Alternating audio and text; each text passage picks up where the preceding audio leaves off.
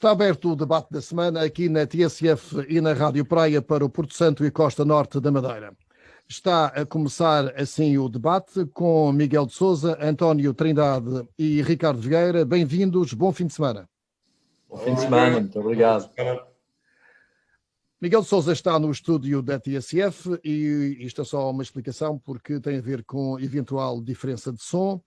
E eu também estou no estúdio e enquanto Ricardo Vieira e António Trindade estão a participar via Zoom. Antes de iniciarmos o programa de hoje, gostaria de adiantar duas notas. Primeiro, o programa está a ser gravado na quinta-feira e poderá escapar a algum tema importante que possa surgir na sexta-feira.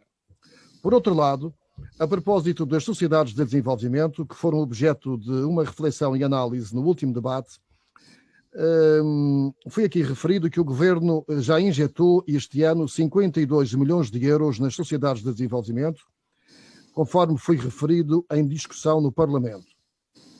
A Presidente das Sociedades, Nivalda Gonçalves, enviou-nos um esclarecimento que o valor transferido para as sociedades até agora, em 2021, foi de 23 milhões, menos 24% do que no ano anterior, e foram para pagar dívida de obras realizadas.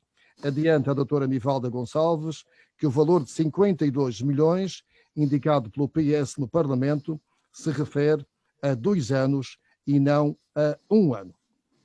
Feito o esclarecimento, vou pedir o vosso comentário para iniciarmos o debate da semana relativamente a uma investigação que aconteceu nesta quinta-feira, liderada por um procurador do DCAP de Lisboa, a diversos serviços do Governo Regional, sobre o concurso internacional para a ligação marítima via ferry entre a Madeira e o continente.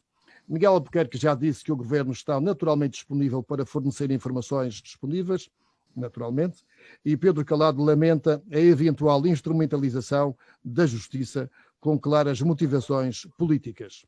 Esta investigação surge na sequência de uma denúncia anónima relativa ao concurso de 2015 para a ligação férrea entre a Madeira e Portimão. A Polícia Judiciária esteve também na empresa de navegação madeirense. Então, Ricardo Vieira, vamos começar por si, como jurista. O que é que pode estar em causa nesta investigação? Tanto quanto eu me lembro, esse foi um contrato de concessão posto em concurso público, a que só concorreu a empresa de navegação madeirense. Como sabe, aquilo era por 3 anos, e tanto quanto eu me lembro também, a determinada altura a empresa concessionária veio alegar que havia um desequilíbrio económico, no sentido que tinham um grande prejuízo com essa linha, e acabou por abandonar a concessão. Não sei o que é que está por trás da denúncia, não faço a mínima ideia. Naturalmente que o Ministério Público, quando recebe denúncias anónimas, só faz prosseguir o processo se tiver alguma ponta de suspeita, isso é notório, e repare que as denúncias anónimas, embora criticáveis do ponto de vista ético, às vezes são a única possibilidade de se investigar algum tipo de situação menos clara. Eu lembro-me, por exemplo, que as câmaras da Madeira estão sujeitas também a uma investigação pela Procuradoria-Geral e eu, tanto quanto sei, com base numa denúncia também anónima. E, portanto, as denúncias anónimas estão-se, digamos, a generalizar. Não é eticamente a melhor atitude, de facto, as pessoas deviam dar a cara, mas às vezes é por aí que, infelizmente, se sabe algumas coisas. Não faço ideia do que é que esteja por trás. Como digo, o que eu sei do assunto é isto. Eu lembro-me dessa situação. Não sei se a questão está pelo facto do concessionário ter desistido, ou pelo facto de só haver um concorrente, ou qualquer outro tipo de procedimento a meio, não faço a mínima ideia.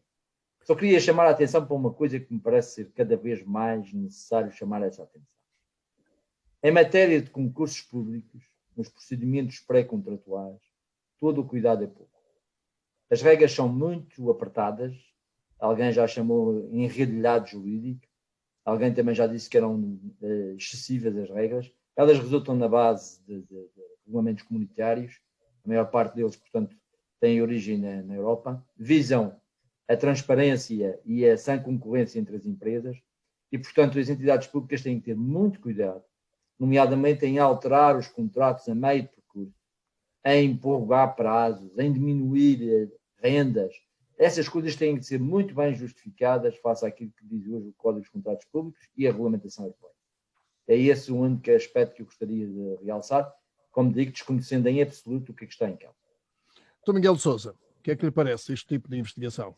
Não, primeira coisa, esse esclarecimento sobre as sociedades de desenvolvimento não desenvolve, que eu penso no nosso... Eu penso que não, acho que não falamos também sobre isso. Eu pelo menos nem conhecia esse número. Também não me lembro de ter falado disso. Portanto, Não, foi o último programa da semana passada. Foi com outro painel, pronto, com a Cristina Pedra, com o Paulo Pereira e com o André Barreto. Pronto, estava a estranhar que... Foi um debate parlamentar em que o PS acusou as sociedades de desenvolvimento de já não se justificar e tal. Não há problema. E em relação a isto também, desconheço, olha, eu quando me sentei aqui nem conhecia a notícia. Portanto, vamos esperar, não me pareceu nada na notícia que possa assustar alguém. Não querem investigar qualquer coisa, investiguem, terem as suas conclusões, o resto, o que o Dr. Ricardo Vieira disse aqui de opinião, acho que está perfeito.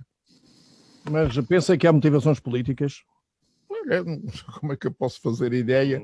Eles há que estão a investigar, eles há que sabem, eles há que tiveram indícios ou que tiveram denúncias.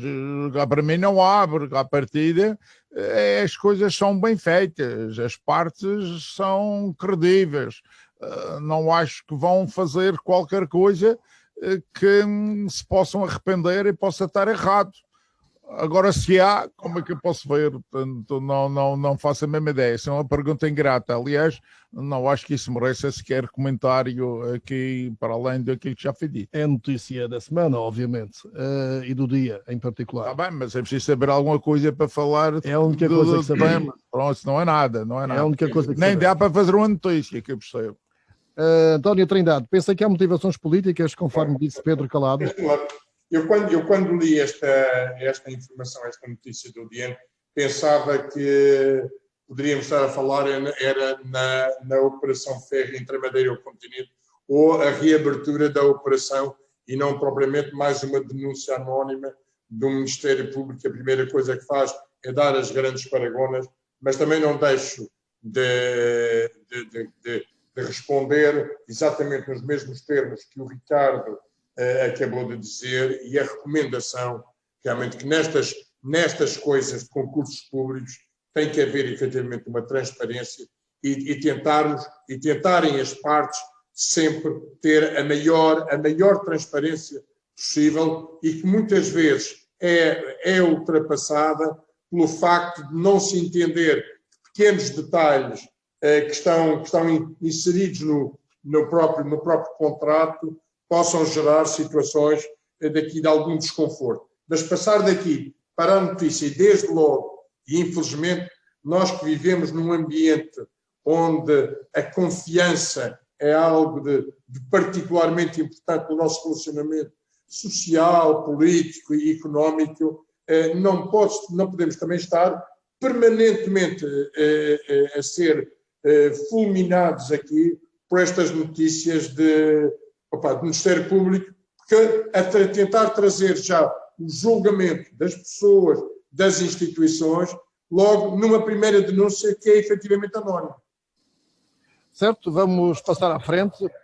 Neste debate reservámos um espaço para analisar alguns temas estruturantes para a região autónoma da Madeira, nomeadamente quais as prioridades e que planeamento tem a região autónoma para os quase 2 mil milhões de euros que a Madeira vai receber até 2017, através de diversos programas e ajudas europeias. O Governo Regional prevê que, em outubro, chegue já o primeiro adiantamento no âmbito do PRR, no valor de 51 milhões. Mas já em junho vão chegar 7 milhões do REACT, verba de assistência à recuperação da coesão europeia. Tem-se falado em alguns projetos de grande dimensão, como a ampliação da Pontinha, uma estrada de ligação do Corral das Freiras ao Estreito de Câmara de Lobos, o prolongamento da via expresso para o Jardim da Serra, uma via expresso para os Canhas, uma frente-mar em São Vicente conquistada à praia, uma frente-mar na Ribeira Brava, a pavimentação da Estrada das Ginjas, etc, etc. Muita obra para absorver muitos milhões que, muito naturalmente, o Governo já ponderou e estudou. Pergunto o que vos parece, amigos comentadores. Estará a região autónoma com um planeamento adequado e harmonioso face às prioridades daquilo que realmente precisa? António Trindade sugeriu tratarmos da ampliação da Pontinha. Vou começar por si. Antes de falar na ampliação do Porto, eu gostaria de referir que todas estas obras, todas estas aproximações que o Lionel aqui referiu, carecem de algo que é muito importante, que é uma nova visão da gestão do território regional e saber quem são efetivamente os primeiros protagonistas nesta gestão. Lembrar-se-ão que eu, em programas anteriores, já manifestei a minha preocupação pelo facto do Pedro Calado sair desta sua missão de vice-presidência do governo para ir encabeçar a Câmara do Funchal. Eu julgo que é fundamental neste momento, a nível regional, e evidentemente ouvido as entidades municipais, negociada com as entidades municipais, mas nós temos que encontrar um líder nesta própria gestão. Porque senão vamos continuar a cair na atribuição de verbas ao programazinho A ou B ou C e vamos saber se a Estrada das Ginjas tem que ter prioridade numa lógica de interesse meramente municipal, se são as 4 faixas que a cadeta quer ter, e entretanto vamos assistindo aqui a indefinições no crescimento das diferentes áreas municipais, sem uma visão, digamos, daquilo que é a gestão dos polos de desenvolvimento alternativos, quais são as ligações que têm que ser feitas, qual é a visão estratégica, quer em termos económicos, quer em termos sociais, quer em termos de habitação, quer em termos de educação, quer em termos de saúde. Não há, efetivamente, não pode haver uma visão conjunta para fazer face a estas verbas, a todas estas dotações, sem um líder, sem uma entidade líder que vai negociar com os diferentes municípios, mas onde a visão da região tem que necessariamente se sobrepor a cada um dos interesses municipais. E aqui o que se está a sentir, em termos de alguma indefinição no próprio cumprimento dos planos diretores municipais, está a gerar necessariamente esta situação. E já abordámos o que é o crescimento para as zonas oestes da cidade do Funchal, já falámos nas não alternativas que há nas ligações intermunicipais, já falamos aqui no que são os problemas de uma estrada monumental, por exemplo, já falamos o que é a indefinição da atribuição de índices de construção para uma zona de expansão do Funchal, não se sabe o que é que os municípios de Câmara de Lobos, de Santa Cruz, da Ribeira Brava e de Machique têm que efetivamente exercer nesta visão. Isto é, para mim, o ponto fundamental neste próximo abordar, e isto tem que ter uma pessoa, tem que ter um líder que efetivamente vá gerir. Vamos cruzar as ideias, vamos saber o que pensam também os nossos comentadores Miguel de Sousa e Ricardo Vieira sobre isto. Miguel, há falta de visão estratégica, há falta de planeamento? Não. O que eu acho é que, para já, aliás, pela apresentação que foi feita aqui pelo Lionel Freitas, induz-nos um bocadinho na ideia de que vai haver dinheiro para tudo. E não há dinheiro para tudo. 2 mil milhões de euros é comparado com os 15 mil milhões de euros que os governos do Dr. Alberto João Jardim gastaram entre 2000 e 2010. Em 10 anos gastaram 15 mil milhões de euros. E agora estamos a falar de 2 mil milhões de euros. Ora, e quando se gastou os 15 mil milhões de euros, o aeroporto já estava pronto, as vias rápidas já estavam prontas e as principais infraestruturas que eram desejadas já estavam realizadas. E de repente gastou-se a seguir 15 mil milhões de euros. Ou seja, é necessário gastar bem este dinheiro. Sim, e para já, para a lista, para o rol de ideias que foi aqui apresentado, eu penso que 2 mil milhões de euros lá vai embora. E eu vou fazer uma analogia com o Porto Santo. O Porto Santo porquê?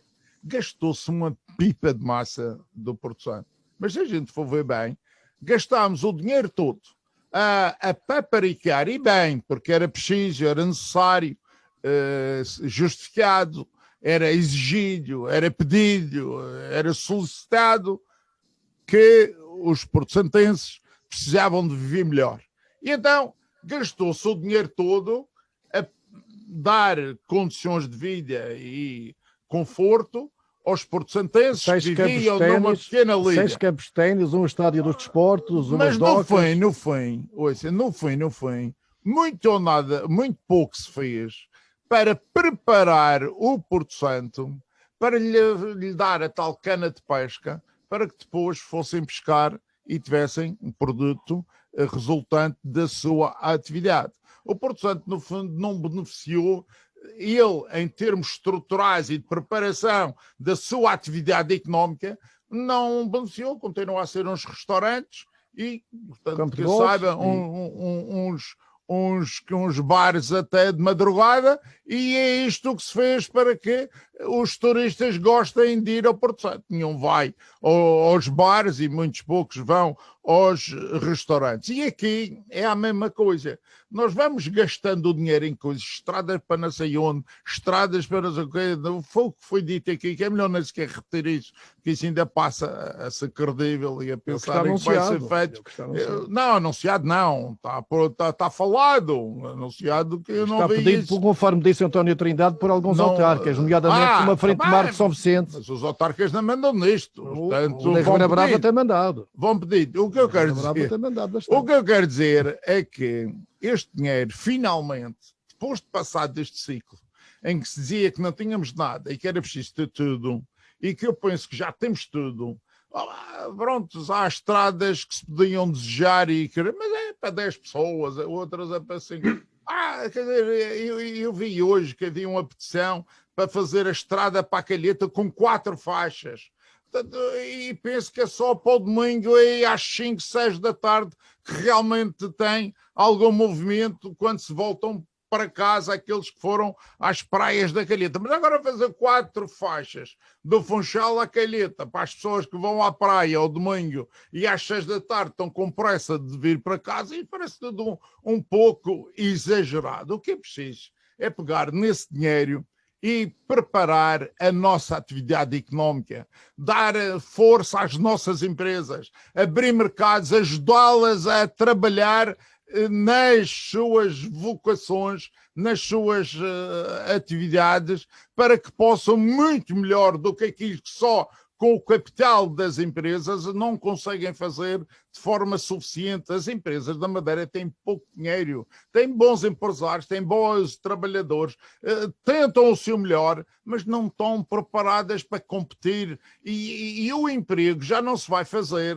ou arranjar com a economia regional. A economia regional é muito pequena. Só abrindo mercados fora é que somos capazes de ter mais mercado, aumentar a nossa produção e com isso ter mais trabalhadores. E é aí que se tem que gastar os 2 mil milhões de euros. Diz-me livre se isso é para abrir estradas, se isso é para fazer coisas que algumas que foram aqui enunciadas e que sinceramente eu não vi nenhuma de boa que tenha ficado na memória que eu quero agora aqui repetir. Uma única palavra para a pontinha. Isso é duvidoso, isso é muito duvidoso. Primeiro é duvidoso o valor que estão a indicar para o custo da sua construção. Isso é uma asneira, isso nem próximo. Isso é verdade, que é um bom número para induzir à sua construção. Mas depois no final custa 400 e estamos todos aflitos. Isto começou errado com o quase 8. Ao fazer o quase 8, se calhar precisa de uma proteção para esse caso. E agora vai-se gastar uma pipa de massa para proteger um quase que foi feito de forma fácil. Acho que essa é que merece um debate, merece muitas opiniões e se calhar até merecia, digamos que, numas eleições, um referendozinho regional entre os que concordam e os que discordam para ver se valia a pena ou vale a pena gastar esse dinheiro. Então, Ricardo Vieira, a sua opinião? Olha, eu começo talvez por fazer uma análise um pouco distinta, que é uma análise política. Primeiro, porque é que isto surge agora? porque estamos em período de vindima autárquica. Já está a cheirar aí as eleições e é preciso encher os olhos e os ouvidos dos eleitores com promessas chorudas, estonteantes quase, e que façam alguns decidir o seu voto. É, infelizmente, a fruta da época. Mas também não é só isso. Revela uma outra coisa que eu acho mais preocupante, que é uma certa fragilidade do poder regional. E porquê que eu digo isto? Porque o poder regional, neste momento, parece que tem medo dos resultados das autárquicas. Parece que está dependente daquilo que vai acontecer nas autárquicas. E, portanto, vai deixando estas coisas acontecer e até de alguma forma subscrevendo-as. Veja o que se passa com a Ribeira Brava, com a Calheta, por exemplo, que ainda há pouco o Miguel estava a falar. Quer dizer, parece que há aqui uma certa complacência com São Vicente do plano regional para isto. Também. E, curiosamente, parece haver mais receio dos autarcas independentes. É o caso de São Vicente e da Ribeira Brava, mas também a Calheta, repara. O candidato da Calheta não é propriamente independente. E é um homem de boca grande, não é? Quando refere que quer 4 faixas para a Calheta, é de facto um deslumbre, não é? Bom, e esta questão da fragilidade do poder regional associada ao período autárquico que estamos a viver, faz-me apelo a uma questão que eu acho que é imprescindível começarmos a pensar. Portugal, e aqui não é só a Madeira, Portugal aproveitou muito as ajudas europeias para as infraestruturas rodoviárias. Foi um manancial de dinheiro derramado em Alcatrão e Betão, por esse país fora. Se olharmos para aquilo que aconteceu na Irlanda, em que o investimento nas vias rodoviárias foi relativamente pequeno. É verdade, eu já estive lá. E teve tanto dinheiro como Portugal. Nós formos ver o que foi a evolução do PIB português em relação ao PIB da Irlanda, vamos perceber o que é o investimento reprodutivo. E isso é que é de facto a grande lição a tirar. As infraestruturas rodoviárias são com certeza necessárias, mas para o desenvolvimento da economia há investimentos muito mais prioritários. A Irlanda está aí a ensinar-nos. Era isso que eu estava a dizer. Era bom que nós seguíssemos esse exemplo. Doutor António Trindade, relativamente a Mas este... eu já agora só, Lionel, por causa dessa história da estrada da Calheta, se nós formos olhar para a estrada, ela foi feita para tudo menos para ser alargada. O traçado da estrada é a coisa mais absurda que conheço. Aliás, eu, quando estava ainda no governo, discutia isso com o meu colega e com outros, porque aquilo é um desastre total. A estrada de Câmara de Lobos à Ribeira Brava é uma coisa quase feita por amadores, por pessoas, como dizia o Dr. Alberto João, punham um burro e faziam... iam marcando e depois faziam a estrada. Mas ele é que dizia, portanto, não era eu. Ele é que dizia, e aquilo é realmente um disparate. A seguir da Ribeira Brava para diante, aquilo é tudo, aqui tem túneis às curvas e não tenho imaginação, eu não consigo. Eu, não, pronto, o burro sou eu, como diz o Scolari. O que é facto é que há túneis, às curvas, e não há nenhuma explicação mínima para um túnel ser às curvas, porque não tem obstáculos, não tem nada, é só ir frente. Mas, no entanto, os túneis são aos S, só pode ser para ter mais metros, só pode ser para serem maiores, porque se forem direitos, se calhar são muito curtos. E aqui está tudo feito, mas não é para ser ampliado. Não percebo como é que se faria uma ampliação daqueles troços que existem até a Calheta. Só existe uma ligação que é entre a Ribeira Brava e a Ponta do Sol, que tem uma via expresso que passa numa povoação, no lugar de baixo, e a velocidade estonteantes. Sim, isso é um absurdo, isso é via expresso. São 2 faixas, uma para cada lado. Está classificado via expresso. Classificado, está a ver. É classificado via expresso. E o mesmo aconteceu na Madalena do Mar, que mas agora... tem um semáforo agora. Mas uma via expresso com semáforos. É o que é? Portanto, a população daquela zona reivindica um túnel, como fizeram na Madalena do Mar, desviando a circulação. Manuel, se me permite esta chega. Uma das grandes razões que na altura foi apresentada para se fazer estas vias rápidas que a região hoje tem, expresso, ou lá o nome que quiser, era que era necessário fixar as populações nas suas localidades. Se nós formos ver o que é a evolução demográfica nessas zonas, na Calheta, em São Vicente, no Porto Molejo, você vai ver que as estradas não serviram para nada. Para esse objetivo não serviu. Nós hoje temos uma população altamente envelhecida nesses concelhos, particularmente nestes três que eu referi. Santana também está lá metido. Ricardo, deixe-me só mais. Eu não estou totalmente de acordo e eu sinto isso porque 2 dias por semana vivo na Feijão. Não, António, eu percebo aquilo que vai dizer. Ricardo, mas é bom para o desenvolvimento turístico. Deixe-me só dizer uma coisa. Em primeiro lugar, mas eu pergunto, António, lá na zona onde o António tem a sua casa, encontra casais jovens? Encontram. Cuidado, ele é aqui. Cuidado. Deixe-me só referir algo que é relativamente novo e é um tema que nós já falámos recentemente. O que acontece? Mas falámos, temos que resumir. Não, deixe-me ir um pouco para trás, mas tenho que responder. Não, mas resumidamente, se não temos a queimar tempo. Não, há fruta e ao dinheiro que o Ricardo Vieira referia nestes anos autárquicos. Há efetivamente fruta, mas vai haver dinheiro. E aqui é preciso saber quem é que vai gerir este dinheiro. E o meu grande problema com esta aparição de reivindicações das 4 faixas da caneta, depois vão ser outras 4 faixas necessariamente em outros municípios, a norte, a sul, a leste e a oeste, não há efetivamente aqui não há uma visão integrada deste desenvolvimento, nomeadamente naquilo que o Ricardo está a referir, na fixação das populações. E deixe-me de qualquer forma dizer que o fenómeno recente da imigração da Venezuela e da África do Sul para estas zonas tem gerado efetivamente uma fixação muito... António, então isso foi mais devido à crise na Venezuela e na África do Sul do que propriamente ao Estado. Ricardo, é o que é, e felizmente que nós estamos a ter filhos e netos dos nossos primeiros imigrantes a regressar num ambiente onde efetivamente eu tenho sem dúvida. Tenho a população a envelhecer.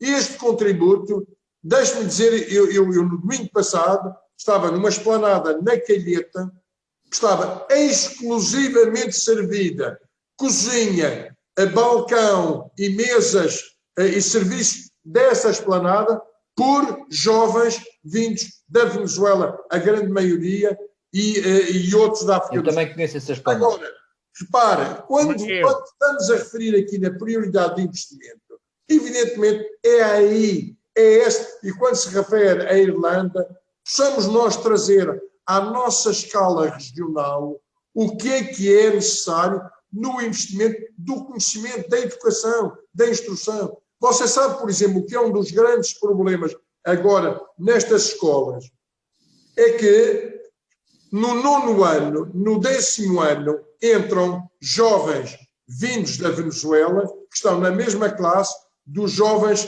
que estão a estudar cá. Só que, quando vou falar nas línguas inglês ou no francês, os jovens madeirenses têm 5 anos de inglês. Os jovens venezuelanos que chegam cá têm 0 anos de inglês. Isto quer dizer, tem que se conciliar. Este é um pequeno exemplo das grandes discrepâncias que o nosso sistema educativo, nacional, mas aqui abordemos sobretudo regional, tem para fazer face a esta gente nova que começa a aparecer aqui e que nós estamos a falar, nomeadamente na caneta, quer dizer, cursos socioprofissionais a adicionar, não. António, mas nós estávamos a falar da bazuca, não é desse nível de despesa. Miguel, o grande problema é que tu ainda vais correr o risco de ter 4 faixas na caneta, de ter um porto no Funchal, ter outras más obras de outras sociedades de desenvolvimento e no que diz respeito ao pensamento regional, 0. Aqui eu também acho que sim. Há aqui uma acusação, digamos assim, ou 2 acusações. Ricardo Vieira fala em termos eleitoralistas, António Trindade fala numa falta de visão estratégica. Eu lembro que a Madeira já teve direções regionais de planeamento. Finalmente os defeitos não são só apresentados por mim.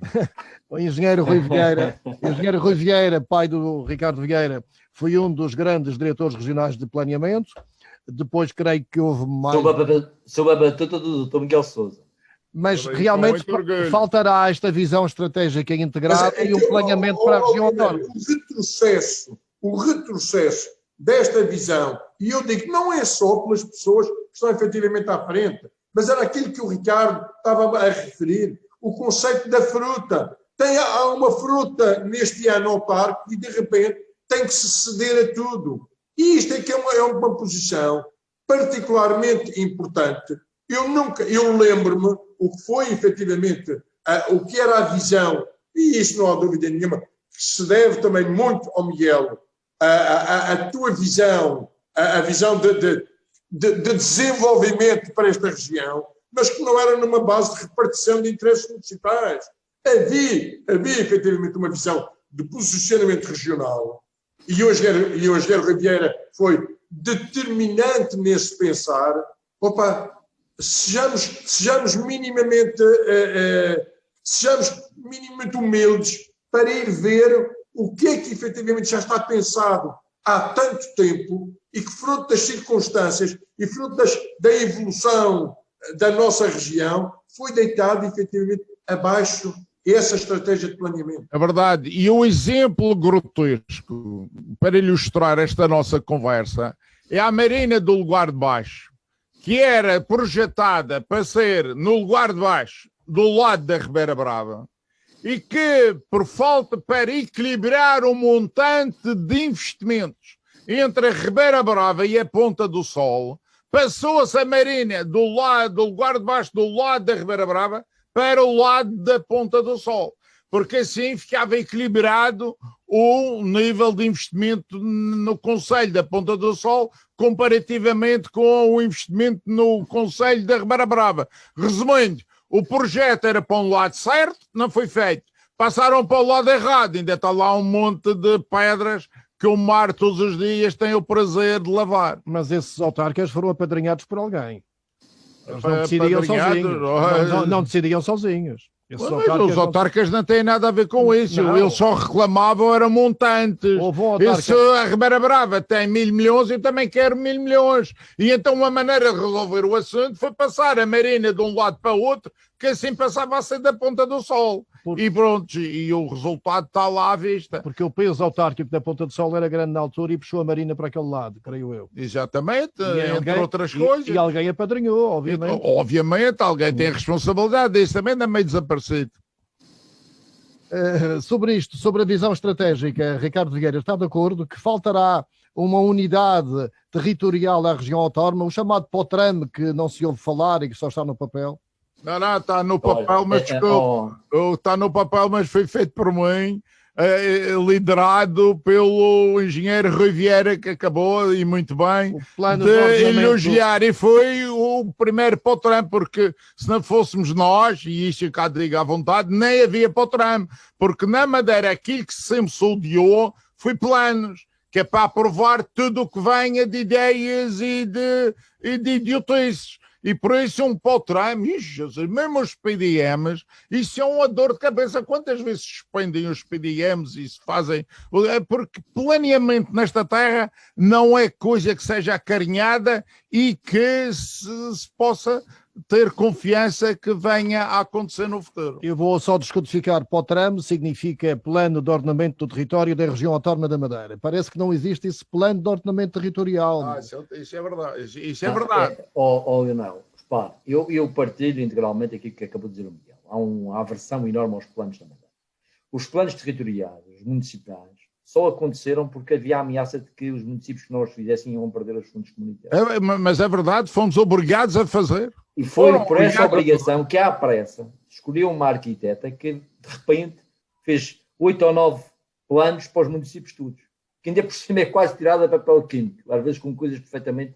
Com cadastros que têm antiguidade bastante, que nem sequer têm a reprodução das estradas novas. Não. Mas, bom, isso é uma história que um dia há de se contar, porque, de facto, é demonstrativo da aversão que há aos planeamentos.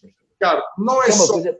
Mas a visão estratégica não se circunscreve só à elaboração de planos. Sim, não, eu estou de acordo. António, mas aqui o problema, a meu ver, o grande problema neste momento, em relação ao anterior momento, é que a autoridade a autoridade do governo está a perder-se. É uma coisa confrangedora. Eu já nem vejo falar. Eu até acho que a pandemia pode justificar muita coisa, esta época de Covid e tal. Porquê é que se está a perder? Concretize, por favor. Porquê é que se está a perder? Veja, eu vou-lhe dar 2 ou 3 exemplos. Quer dizer, esta cedência aos interesses municipais, aos interesses localizados, com o silêncio inequívoco do governo nesta matéria, revela essa fragilidade. Mas há mais. Nós não vemos nenhuma reforma anunciada. É isso. Nós não sentimos nenhum momento de pensamento projetivo para a Madeira. Isto é uma coisa confrangedora. Eu percebo que, de alguma forma, os membros do governo estão atolhados com os problemas do Covid. E até posso perdoar que durante este ano a coisa tivesse essa justificação. Mas depois disto é preciso equacionar isto. Quer dizer, os governos não vivem sem reformas. Os governos não são para administrar o dinheirinho do dia a dia. Têm que pensar no futuro. Têm que pensar nem os governos, das sociedades. Isto é uma coisa que a mim me preocupa bastante. Porque não vejo reflexão sobre estas coisas.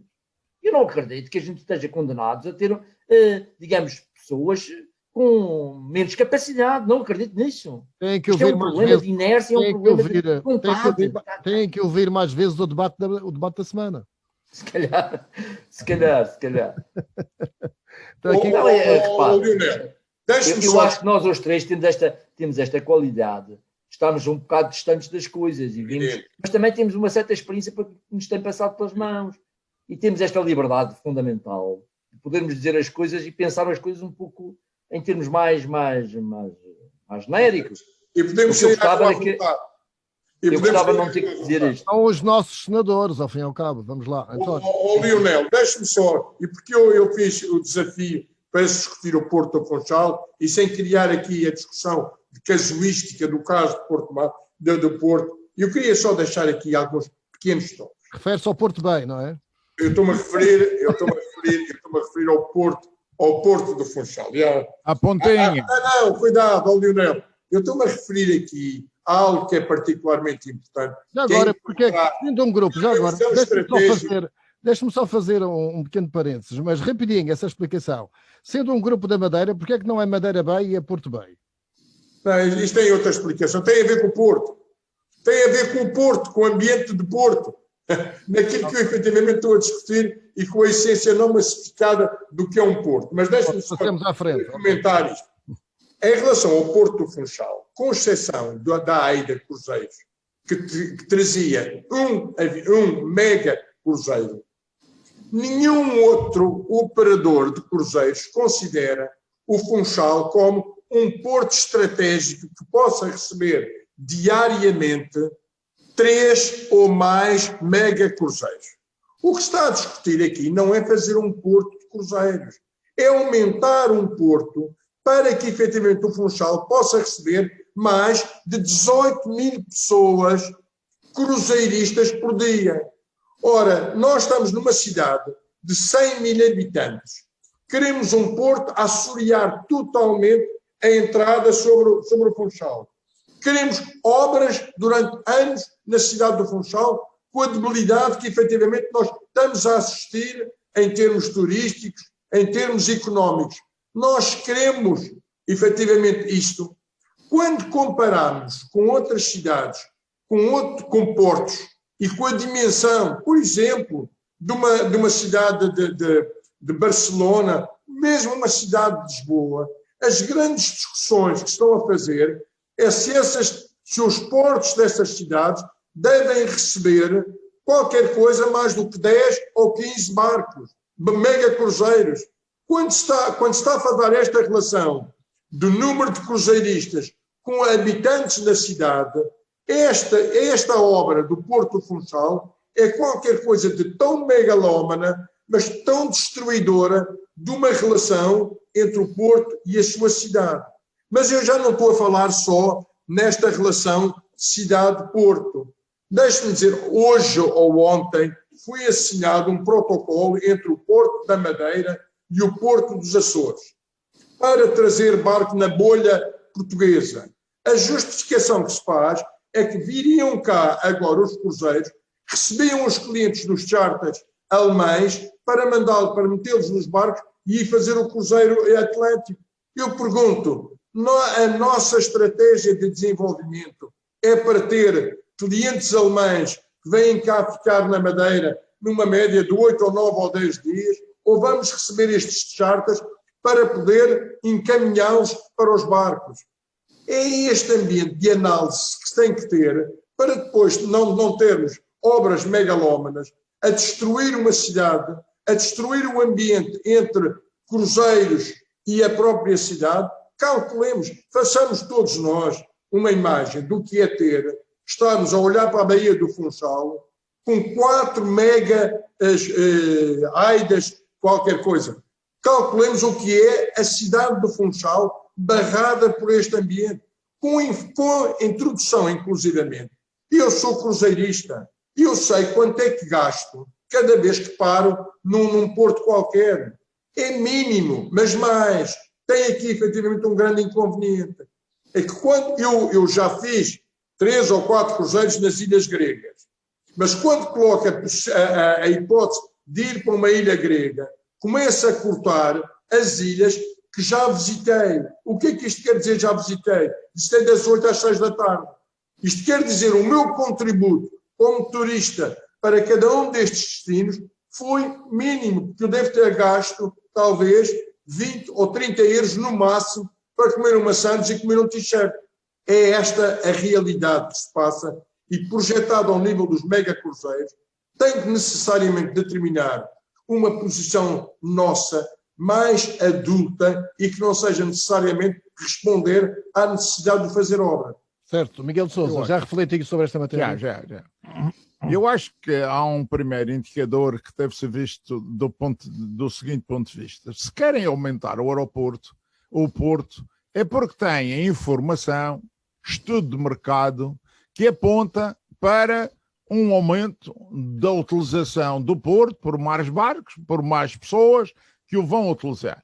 Ora, se isso é assim, quando se falar na sua construção, o financiamento deve ser feito pelo próprio porto, não é pelo orçamento da região. É evidente, pode ter 10%, 20% pelo orçamento da região, isso está tudo certo, mas o resto deve ser pela rentabilidade que o porto tem para poder se arvorar em novos investimentos e principalmente num investimento daquela natureza.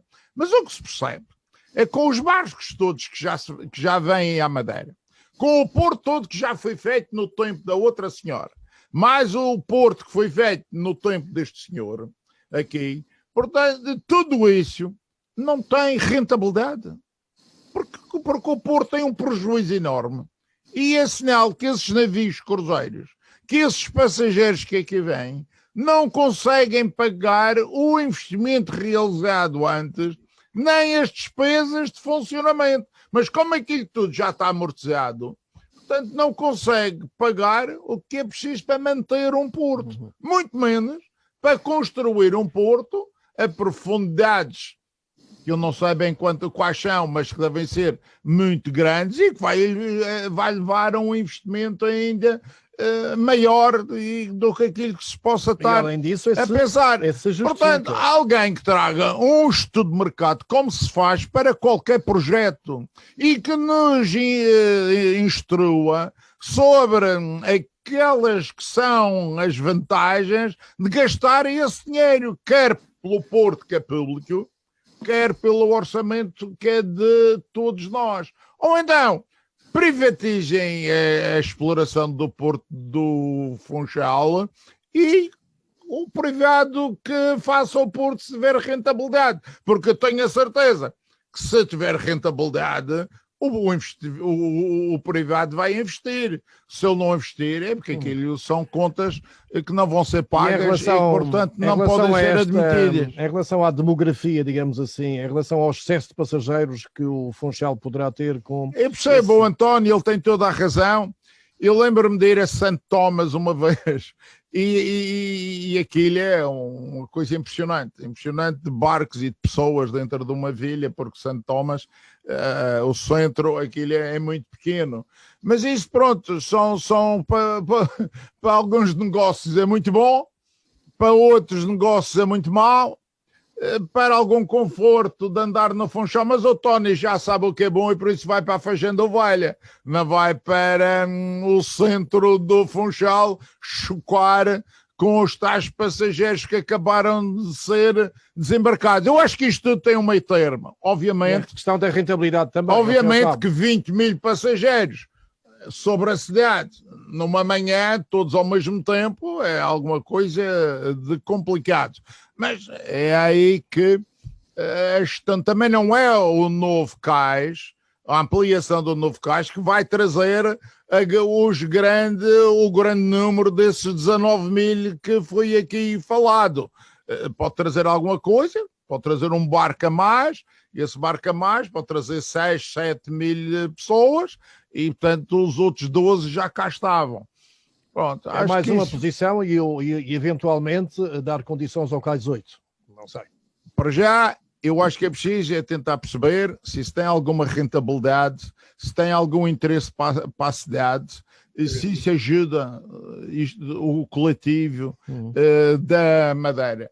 Se isso for... E se é bom para a economia da região. Exatamente. O coletivo basta fazer esse estudo. Basta fazer esse estudo. Claro. Que este tema... julgo que se esgota facilmente no dia. Também acredito nisso, porque se isto agora é só a manutenção que se paga e não tem rentabilidade, o que vai ainda pagar o investimento. Uma vez que não seja investimento transferido de áreas que nós consideramos fundamentais como mais-valia. O orçamento, exatamente. Ricardo Vieira, sobre isto. Não, eu só queria, como engenheiro, não tenho dados para poder me pronunciar com esta determinação que vi nos meus colegas. Mas há uma coisa que eu acho que é, se calhar é capaz de ser o aspecto mais determinante para esta aposta. E é triste, mas penso que é capaz de ser o aspecto mais determinante. Mas nós não determinamos nada, nós só falamos em estudar. A administração dos portos da região autónoma da Madeira estava em falência técnica. É isso que eu estava a dizer. Até já recomendações por parte do Tribunal de Contas que não se justificava a existência da sua autonomia financeira. Eu julgo até que estas tiradas para a frente, se calhar têm o grande objetivo que é ver se conseguem equilibrar, entre aspas, a questão financeira da APRAM. É triste, mas é capaz de ser o grande objetivo. E é perverso, tremendamente perverso. Não, há outra questão que está subjacente, que é, e o Miguel de Sousa já falou nisso há pouco, que é uma eventual proteção do cais 8, se é que protege... Sim, essa também. Essa também. Das correntes e ventos sueste. Porque mas a proteção do cais 8 faz espelho no cais 8 e projeta ondulação e correntes para dentro da marina. Isso é outro problema. Leonardo, esse objetivo de proteger o cais 8 é para meter mais um barco. Obviamente. E esse tem que perguntar para quê? Para esta incoerência. Aliás, além dessa informação que você passa, Leonel, que é efetivamente do efeito que possa gerar ali de ondulação dentro do porto, complicadíssimo. Ora bem, eu já agora queria dizer. Eu só completava uma coisa. A informação meteorológica vai caminhar para uma precisão cada vez maior e o cais 8 pode vir a ser utilizado porque a informação vai ser suficiente para dar ordem de atracação, enquanto agora não se sabe bem no dia seguinte como é que vai ser. Ora bem, eu já agora queria dizer também uma coisa, só um pequeno pormenor, se me permitem, que é o seguinte. Creio que os meus amigos também já viram. Eu fiz uma vez um cruzeiro e fui a Dubrovnik. Dubrovnik é uma cidade muito bonita. Já fiz também. Primeiro. Nós não acostamos. O barco fica no largo. E tem uma procura enorme. Há lanchas que nos levam à cidade.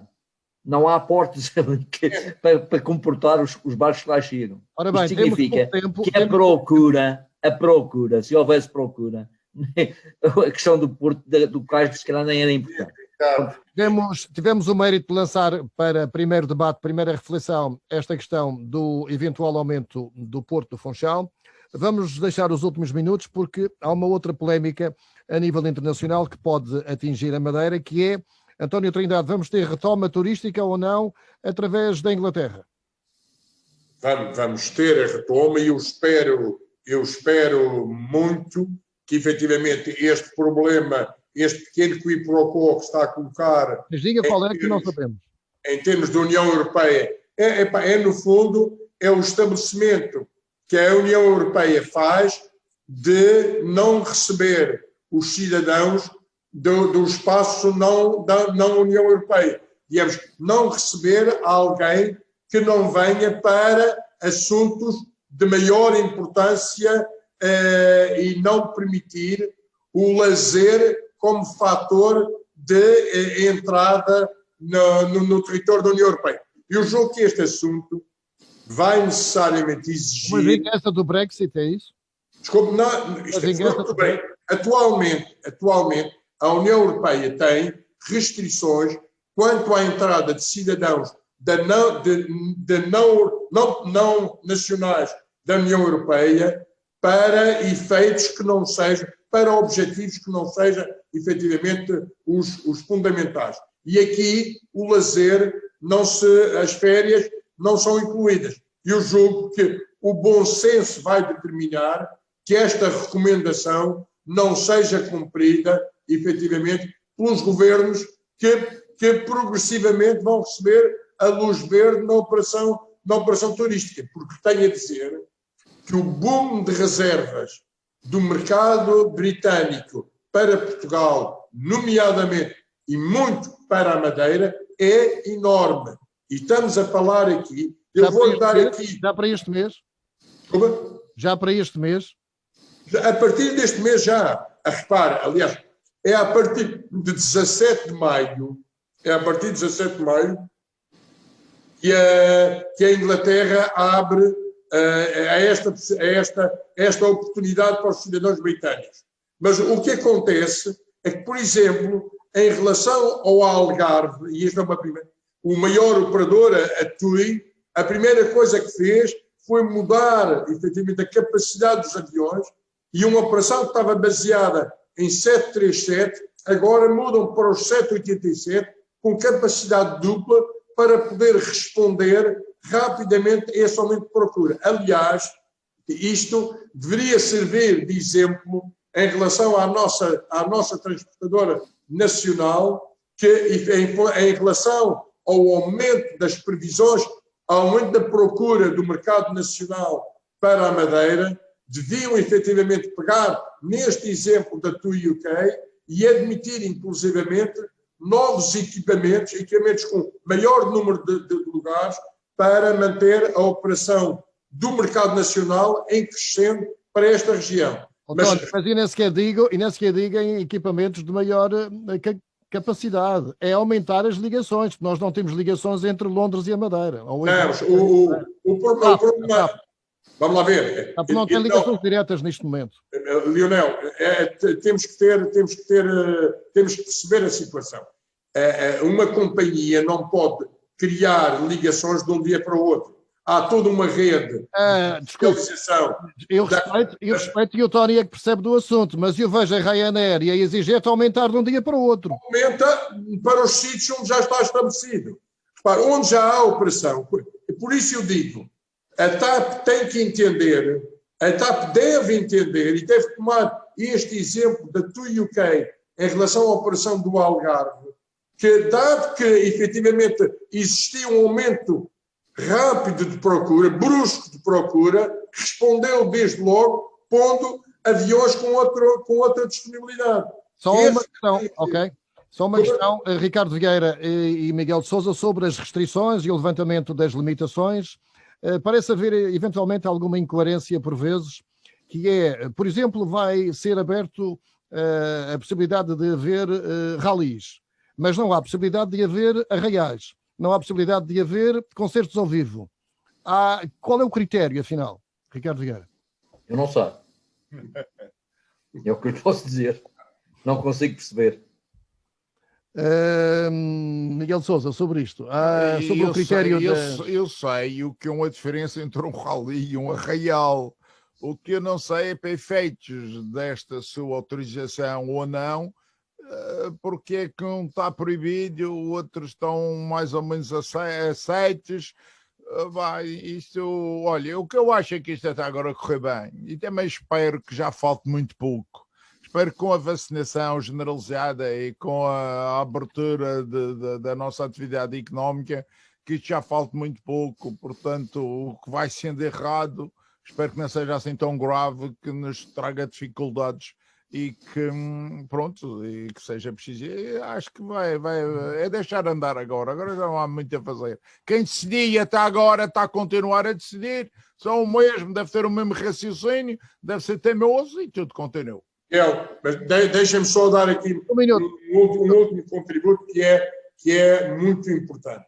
O mercado alemão ainda não tomou a decisão de reabrir as operações para a Madeira e para os Açores, fruto da informação que têm que o número de casos por 100 mil habitantes ainda é elevado. E se compararmos com a média nacional, os nossos rácios são penalizadores.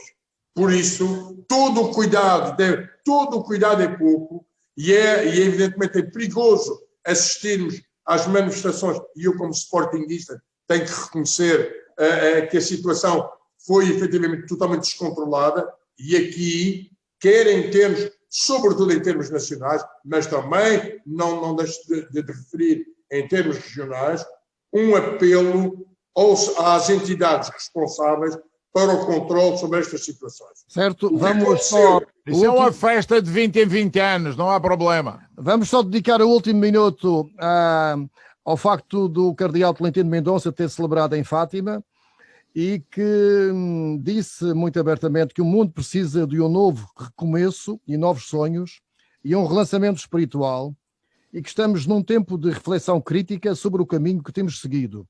E mais, a experiência da pandemia representa um novo desafio para renascer e não apenas para voltar ao que éramos. Ricardo Vieira.